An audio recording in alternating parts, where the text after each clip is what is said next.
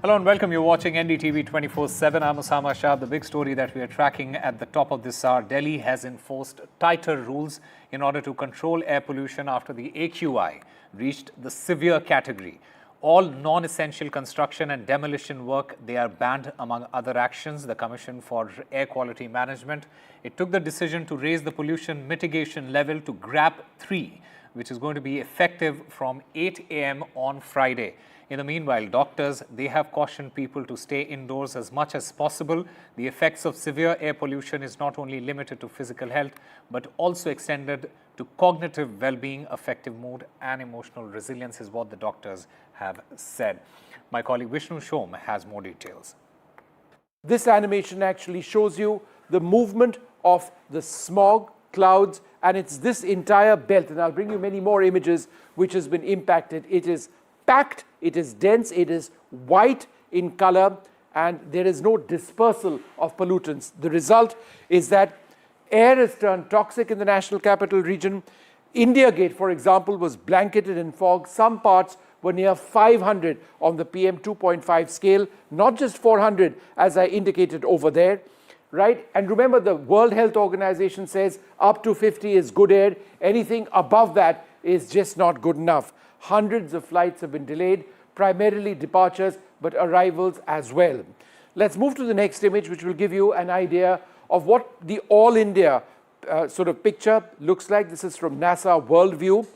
This is that thick, dense envelope of pollution that we've been talking about. This is today's image. It in fact stretches and goes all the way down right into the Bay of Bengal. It's all across the Indo-Gangetic Plains.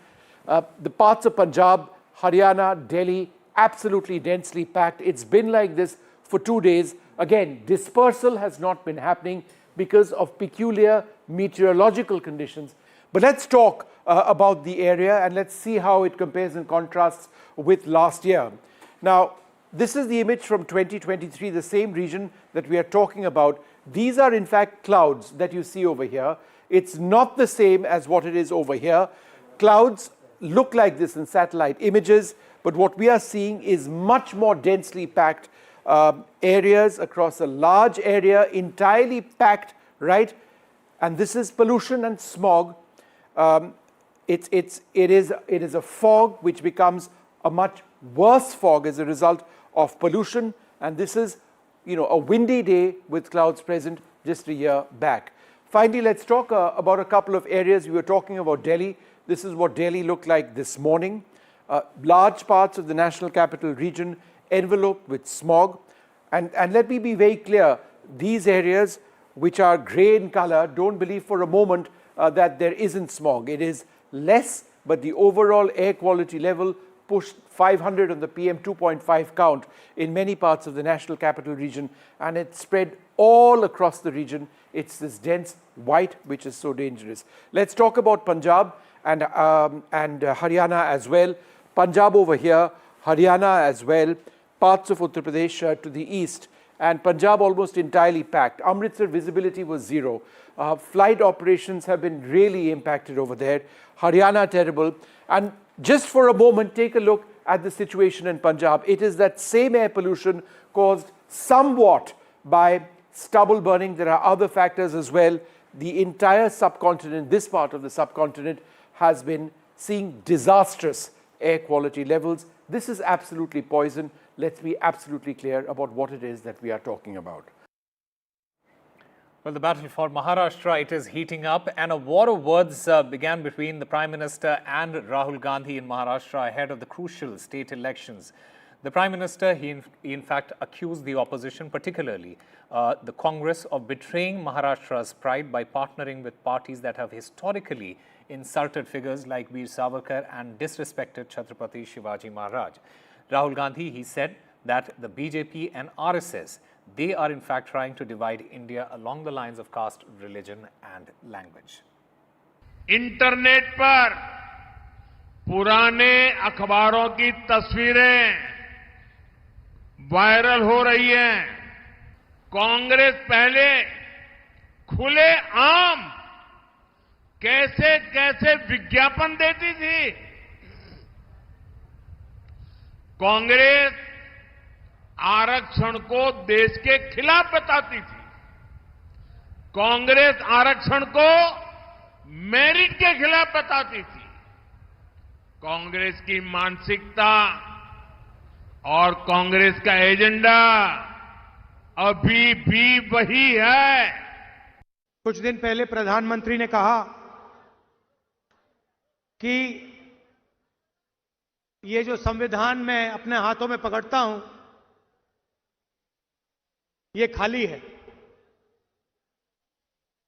तो मैं उनको कहना चाहता हूं, नरेंद्र मोदी जी, आप इस संविधान को समझे नहीं हो।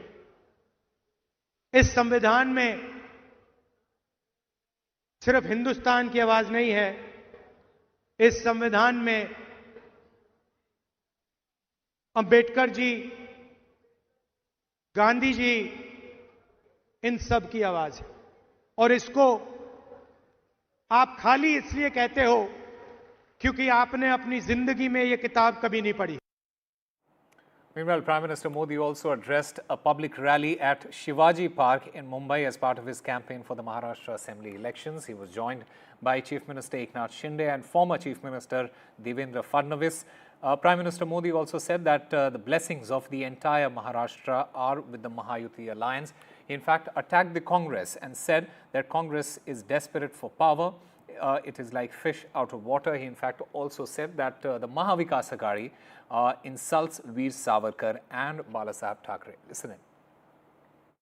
अघाड़ी में एक ऐसा दल है जिसने बाला साहब का अपमान करने वाली कांग्रेस के हाथ में अपना रिमोट कंट्रोल दे दिया है।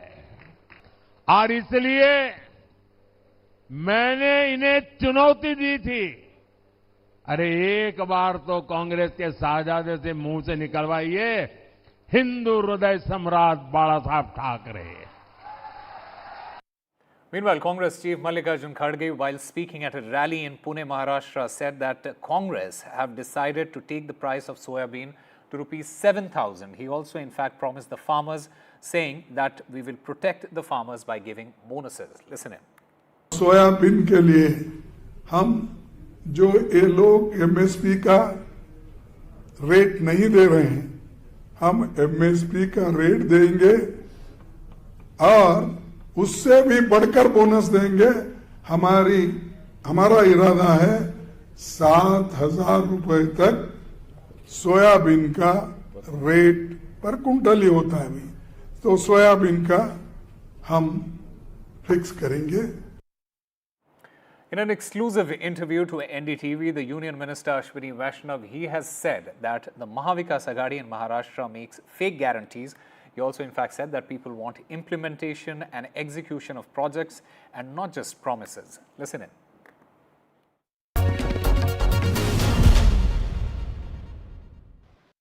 So there's a lot of things that's said about Mumbai. One is the high, standard of living, and also what is the government doing with respect to easing the lives of people of Mumbai, especially when it comes to decongestion of the city.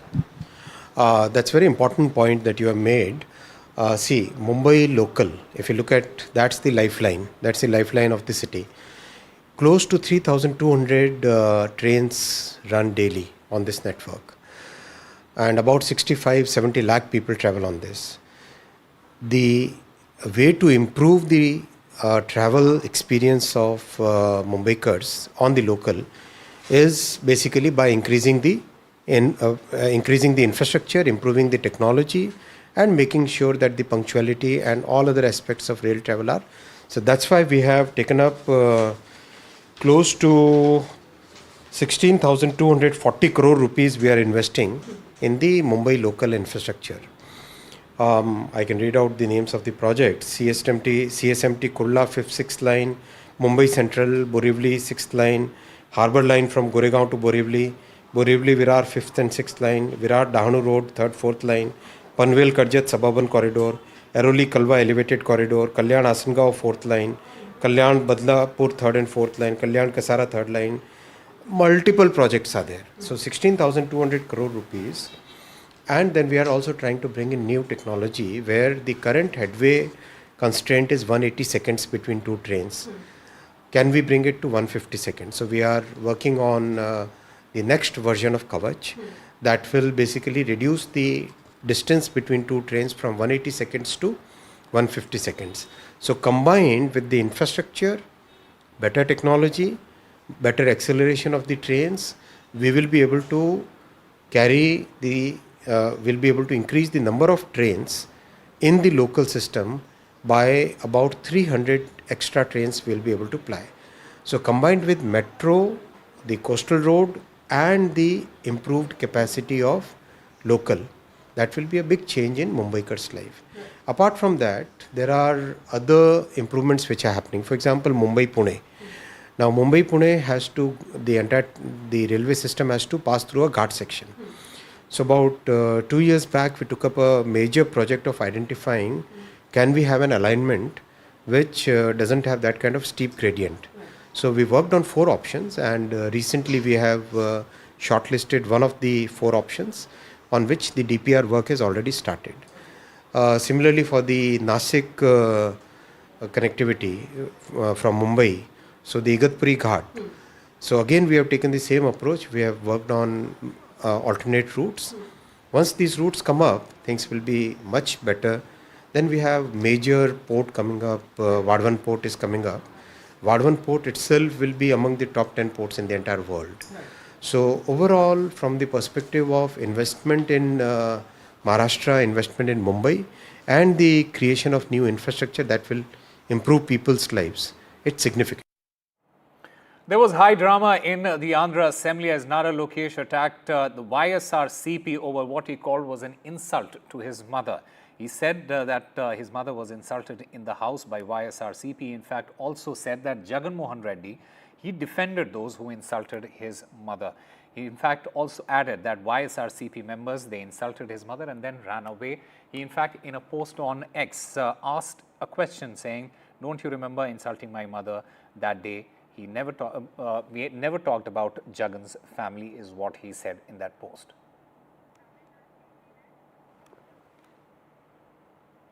Meanwhile, in Chennai, even as Dr. Balaji, the senior oncologist who was stabbed by the kin of a patient on Wednesday, was recovering, there was a token protest by doctors in the state to reiterate their demand for more security.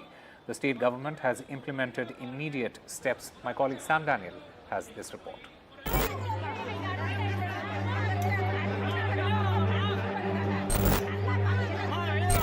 நல்ல ஸ்டேபிளாக இருக்கேன் இன்னைக்கு. Mobilise பண்ணணும்னு நினைக்கிறேன். Heart இது மட்டும் check பண்ண வேண்டியது, அதுவும் பண்ணிக்க போகிறோம்.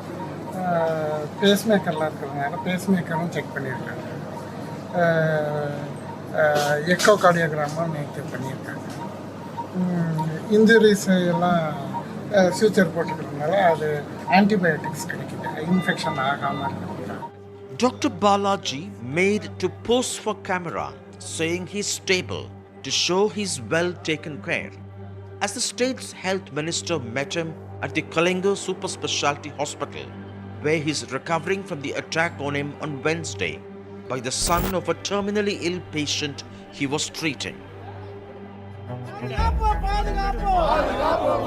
Meanwhile, gunmen doctors across Tamil Nadu held a token protest for an hour, boycotting non-patient work, mounting pressure on the government for better security measures and working conditions. Hospital should be announced as a protected zone, and two-tier security system should be followed like High Court of Chennai. We are all upset with the incident which has happened, but we hope that the government quickly responds and secures the hospital, and then we get a better working environment in the hospital. The state's health minister announced setting up police outposts at the Kalingur Centenary Hospital, CCTVs even at primary health centers, and a 4-colored track system to restrict attenders and visitors in government hospitals. படிப்படியாக மேற்கொள்ளப்பட்டு வருகிறது. குறிப்பாக மருத்துவமனைகளுக்கு வருகிற நோயாளர்களுடன் வருகிற பார்வையாளர்களுக்கு அடையாள அட்டைகள் தரும் பணியை செய்வோம் என்கின்ற வகையில் அன்றைக்கு உறுதி மேற்கொள்ளப்பட்டது. ஒரு 4 நிறங்களை கொண்ட கையில் கட்டிக்கொள்ளுகிற ஒரு டேக் அறிமுகப்படுத்தப்பட்டு இது நடைமுறையில் இருக்கிறது. But the issue is more than just security, as these images of the attack reiterate the realities in our hospitals. Doctors point to the need for systemic measures and counseling for kin of patients, especially in cases like this one, where the attack was allegedly the result of an argument over the treatment being given. When we treat the patients, we have to explain the seriousness of the disease and the prognosis of the disease before itself. Known for its robust public health care, Tamil Nadu is now making headlines for the wrong reason, and the state government is under pressure to accord top priority for doctor safety. At the Kalinga Centenary Hospital in Chennai, with Suresh, Sam Daniel, Find the TV. And after the arrest of Khalistani terrorist Arsh Dalla, India will follow up a November 10th request to Canada to extradite the de facto chief of the banned Khalistan Tiger Force. This is what the Foreign Ministry said on Thursday. In a statement on X, the ministry said a court in Canada's Ontario had listed its extradition request for hearing and that it had sent separate requests to verify financial details as provided last year. So from lecturers to IT professionals to cab drivers, seemingly regular folks with day jobs are providing critical support to cyber criminals in defrauding crores of rupees just by providing an Aadhaar card and PAN number for a commission. Now, using those, fake documents and mule accounts are created through which crores of money is looted by cyber fraudsters. Without these bank accounts, no money can be moved. The Telangana Cybersecurity Bureau has in fact arrested 48 people who form an important link in the cybercrime chain. Here is a report.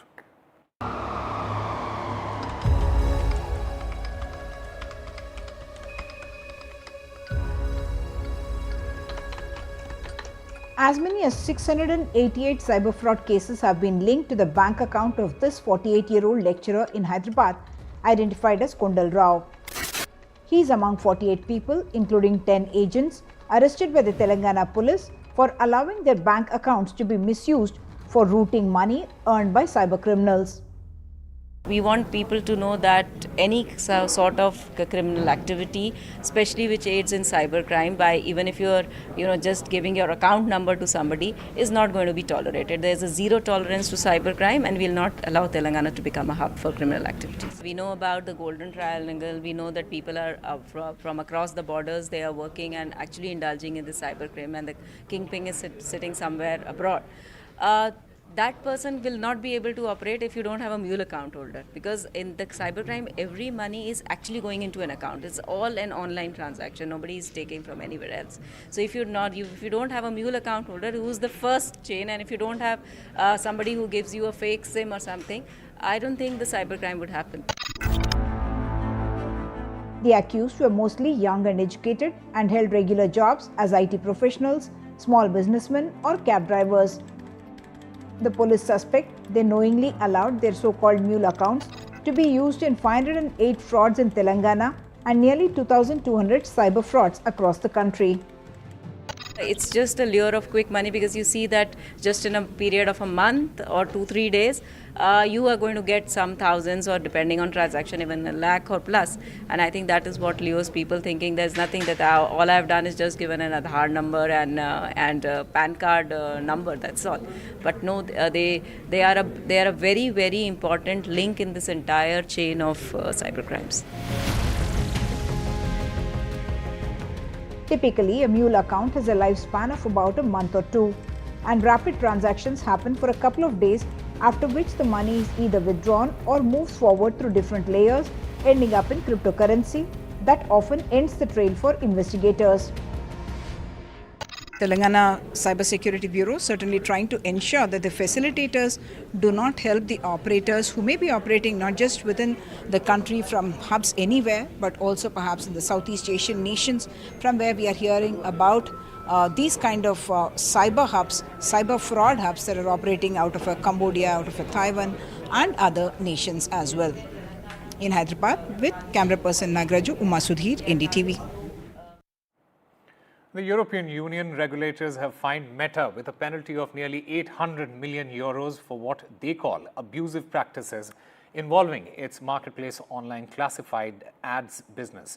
The European Commission issued the 797.72 million euro penalty after its long-running investigation found that the company abused its dominant position and engaged in anti-competitive behavior. This is the first time that the EU has imposed a fine on the social media giant for breaches of the bloc's competition law. Meanwhile, Meta's tech rivals Google and Apple, they have previously been slapped with billions in antitrust penalties as well. That's all we have for you. Keep watching